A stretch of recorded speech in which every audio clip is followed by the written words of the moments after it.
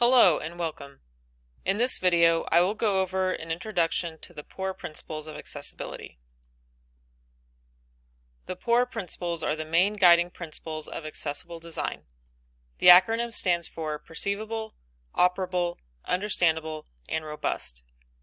Under these principles are 13 guidelines, which provide basic goals that authors should work toward in order to make content more accessible to users with different disabilities. Just as a quick note, WCAG provides success criteria that helps authors test for accessibility, in addition to providing various techniques to meet each guideline. We'll stick to the basics in this video and dive into the 4 principles, which break up WCAG into more digestible chunks that make it easier to understand the purpose of each guideline. The first principle is perceivable. This means that users should be able to process the information you present to them using at least one of their biological senses: sight, sound, and touch. For example, you need to provide ways for visual content, such as images and graphs, to be accessible by those who can't see. Text alternatives can be read out loud by a screen reader or be converted to Braille. If you can't hear, then audio content is completely unusable, and multimedia, such as videos with sound, are much less useful than they could be. This is why it's important to provide captions, transcripts, and audio description when needed. Something to keep in mind is that digital text is the most universally accessible formats available, because it can be converted into all other useful sensory formats, such as text-to-speech and Braille. The second principle is operable. This one is all about making the input methods available to a wide range of devices. Features such as navigation or interactive components must be functional, no matter what input device a person is using. For example, keyboard users must be able to navigate into a drop-down menu, select a link within that menu, or move past the menu if they want to, all without using a mouse. The third principle is understandable.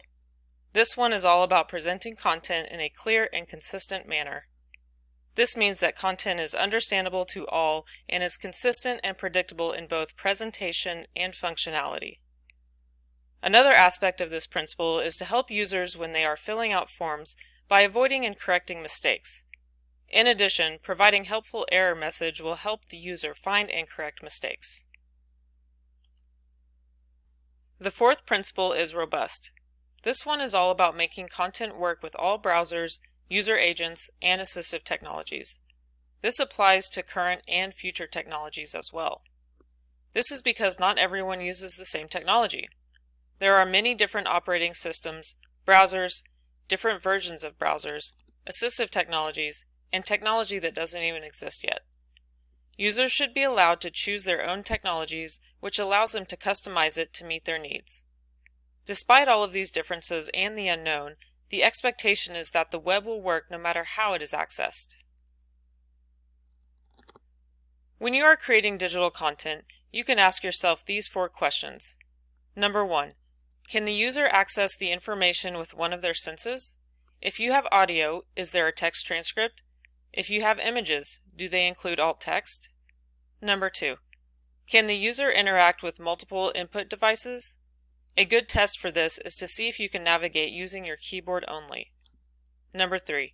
Can the user understand the information or how to use the component? Number 4. Is the content or component compatible with assistive technologies? Can it be opened in different browsers? In conclusion, using these 4 principles will help you establish a baseline of accessibility with your digital content.